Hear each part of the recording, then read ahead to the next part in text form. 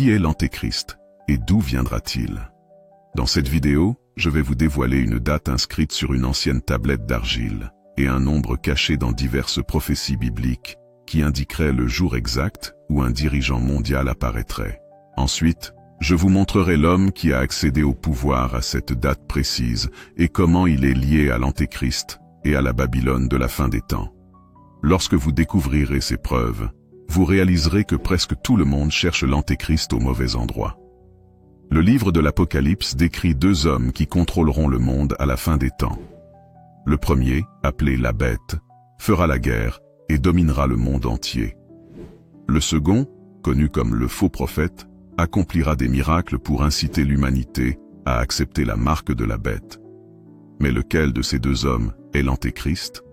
La Bible affirme qu'il existe de nombreux antéchrists. Le terme lui-même se décompose en deux parties. Anti, qui peut signifier contre ou à la place de, et Christ, qui peut désigner Jésus-Christ ou une figure ointe, comme un roi ou un prêtre. Ces deux figures bibliques, en s'opposant à Jésus-Christ, sont donc des antéchrists. Cependant, le faux prophète poussera les gens à adorer la Bête comme si elle était Dieu, jouant le rôle d'un Christ de substitution, tout comme Hitler se considérait le sauveur de l'Allemagne. Quand on parle de l'Antéchrist, on fait souvent référence à ce leader mondial qui gouvernera dans les derniers jours. Mais d'où viendra-t-il et quand apparaîtra-t-il? Dans le livre de Jérémie, chapitre 50, une prophétie évoque un homme appelé Nabuchodonosor, roi de Babylone, qui gouvernera à la fin des temps. Nabuchodonosor, roi de Babylone il y a 2600 ans, dirigeait l'empire le plus puissant de son époque. Mais peu après sa mort, cet empire fut conquis, et la ville de Babylone finit par disparaître. Les pandémies, les guerres et les crises climatiques jouent un rôle majeur dans la centralisation du pouvoir. Ces événements poussent les nations à chercher des solutions communes, facilitant l'établissement d'un gouvernement unique sous l'Antéchrist.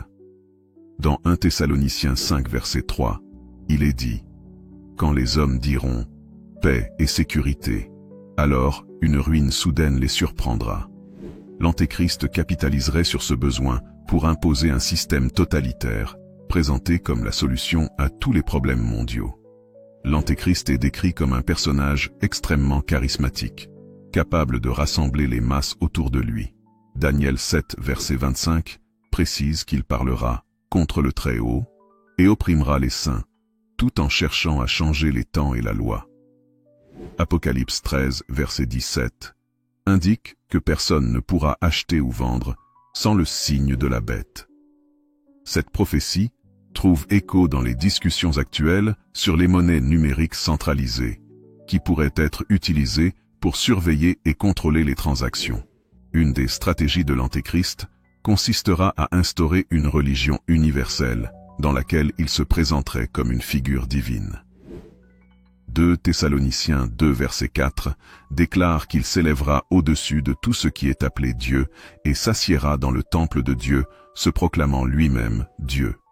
La confrontation ultime entre les forces du bien et du mal est prophétisée dans Apocalypse 16 verset 16, qui mentionne une bataille dans un lieu appelé Armageddon.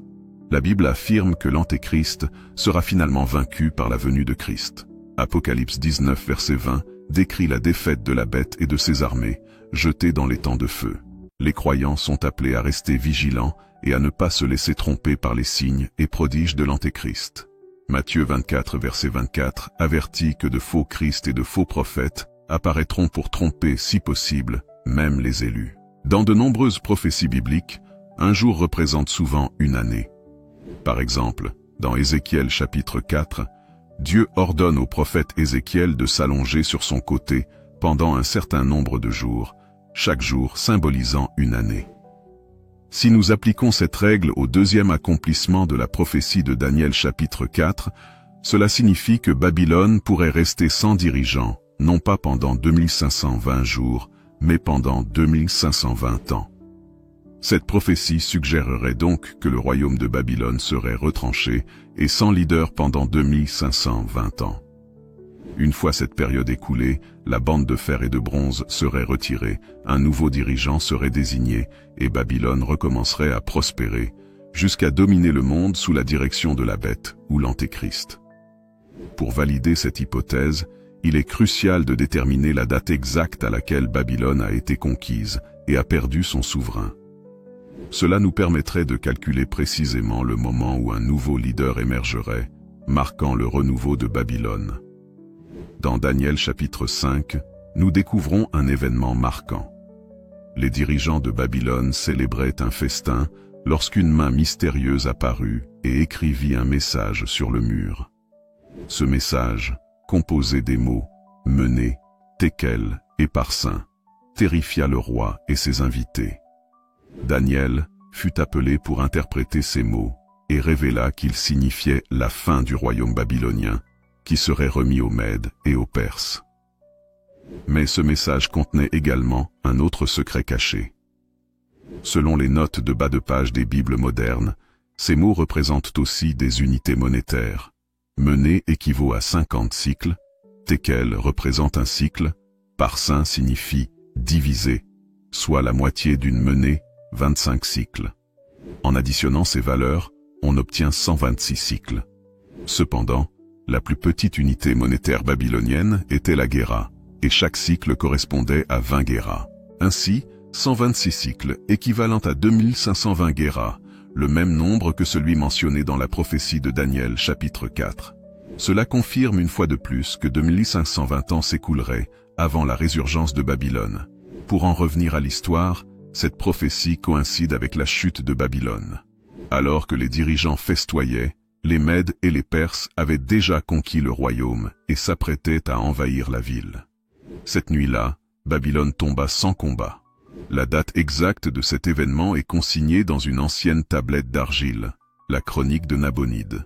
Celle-ci indique que, le 14e jour du mois babylonien de Tikri, 539 avant Jésus-Christ, Sipar fut capturé. 2 jours plus tard, l'armée de Cyrus entra à Babylone sans bataille. Ce moment marque le début des 2520 ans, une période durant laquelle Babylone serait sans dirigeant. Il est important de noter que les prophéties bibliques utilisent toujours le calendrier hébraïque. Et le mois babylonien de Tikri correspond au même mois dans ce calendrier.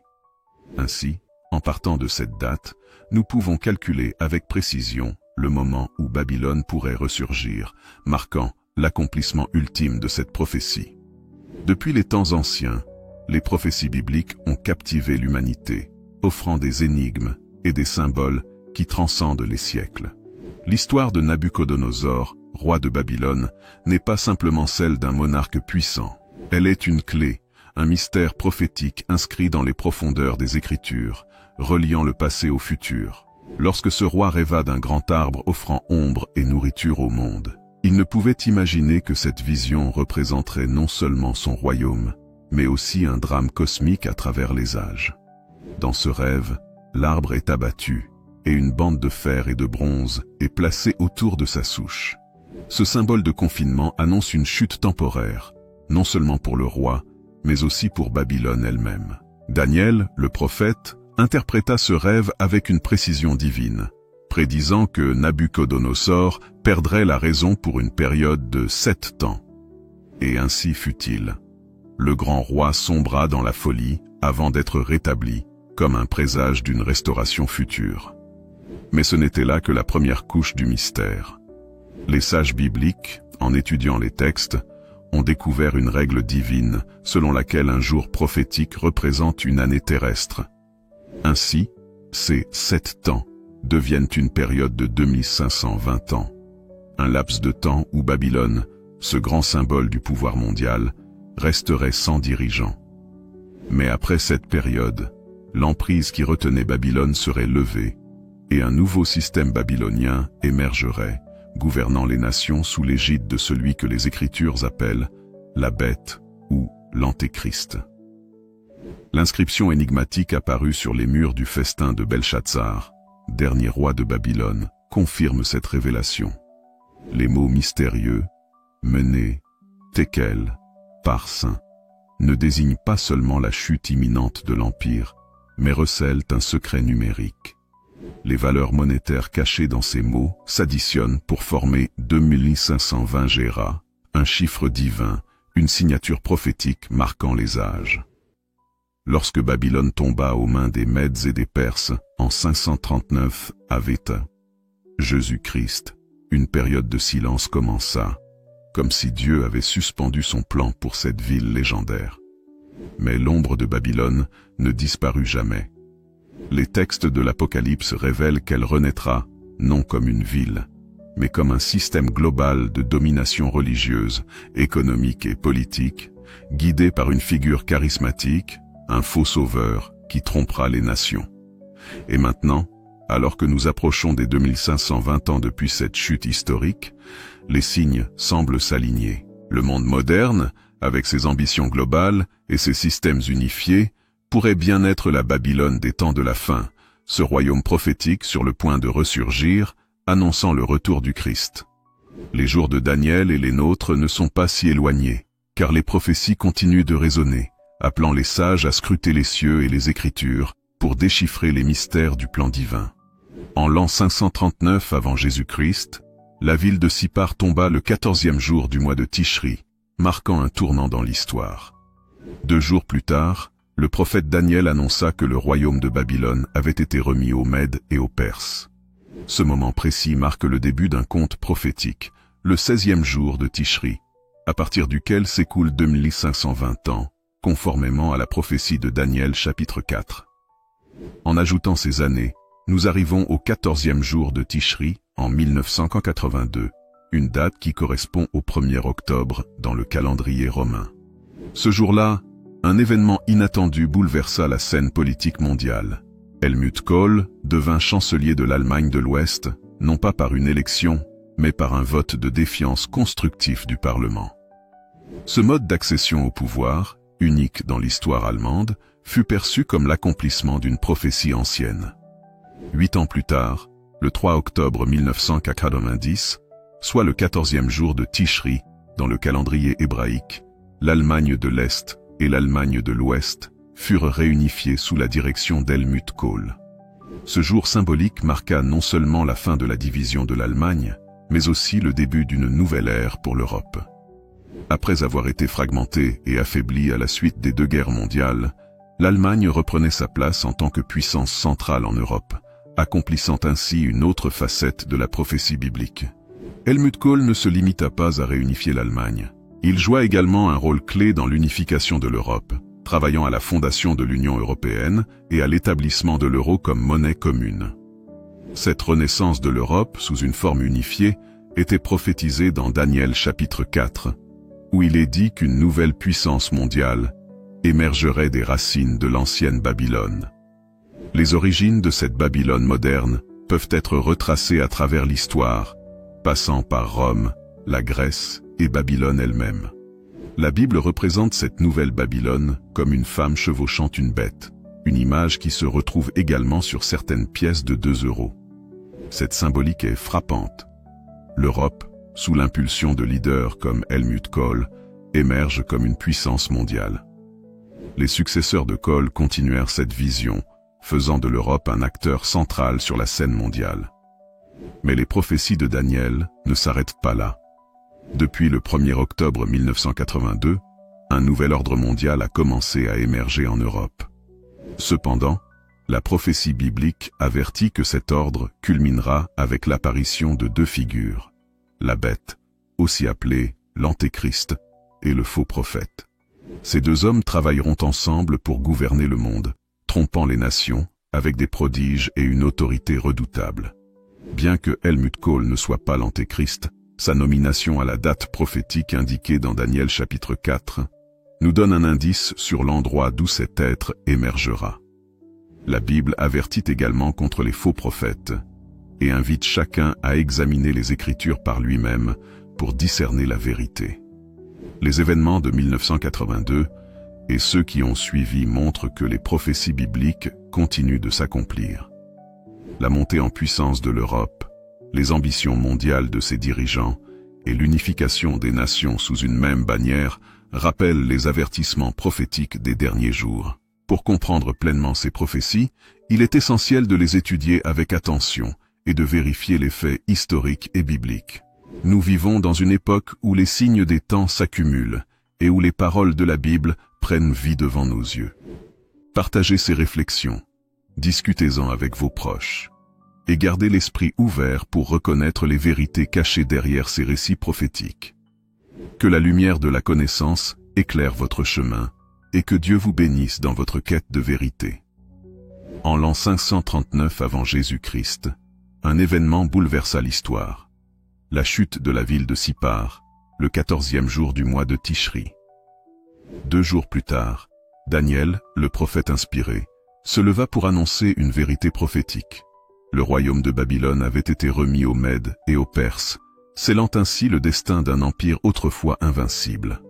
Ce moment précis marqua le début d'un conte mystérieux, une période de 2520 ans prophétisée dans le livre de Daniel. Lorsque nous avançons dans le temps depuis ce jour fatidique, nous arrivons au 1er octobre 1982, une date gravée dans le calendrier divin. Ce jour-là, l'Allemagne de l'Ouest connut une transformation inattendue.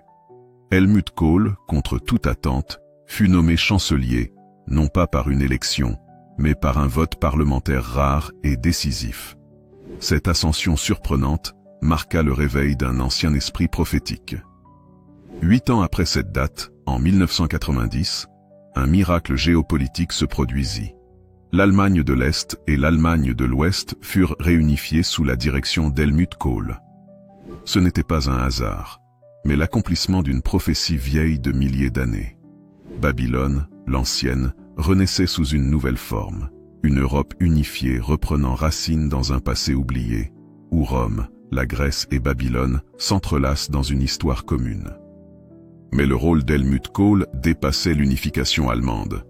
Sous sa direction, il posa les bases de l'Union européenne, forgea l'euro et traça un chemin pour les nations d'Europe de l'Est. Tout cela s'inscrivait dans une vision plus grande, celle d'une puissance mondiale émergeant des cendres de Babylone, comme l'arbre prophétique poussé à partir d'une souche coupée. Sur certaines pièces de monnaie européennes, une image saisissante illustre cette vision. Une femme chevauchant une bête, symbole biblique de la Babylone des derniers temps. Pourtant, les prophéties avertissent que cette puissance mondiale ne sera pas seulement politique, mais aussi spirituellement trompeuse. La Bible parle d'une bête, l'Antéchrist, et d'un faux prophète qui uniront leurs forces pour gouverner le monde et asservir les âmes. Helmut Kohl, bien qu'il ait marqué l'histoire, n'était pas cette figure redoutable. Cependant, sa montée au pouvoir, prédite par les Écritures, éclaire l'origine probable de cet être à venir. Ainsi, les événements de 1982 et de 1990 ne sont pas de simples coïncidences. Ils s'inscrivent dans le déroulement d'un plan divin, où l'Europe devient le théâtre des derniers temps. L'appel est clair, ouvrez les Écritures, étudiez les prophéties, et discernez la vérité dans un monde rempli de faux prophètes et de tromperies. Car celui qui comprendra ces signes ne sera pas pris au dépourvu lorsque les derniers jours se dévoileront. Et dans cette quête, rappelez-vous toujours, la lumière de la vérité brille pour ceux qui cherchent avec un cœur sincère. Que cette lumière éclaire votre chemin et que la sagesse divine vous guide. Merci d'avoir suivi cette vidéo captivante jusqu'à la fin. Votre engagement montre votre soif de vérité et votre désir de comprendre des mystères prophétiques qui façonnent notre monde. Ensemble, nous explorons des révélations profondes et découvrons des indices précieux laissés dans les Écritures pour discerner les événements des derniers jours.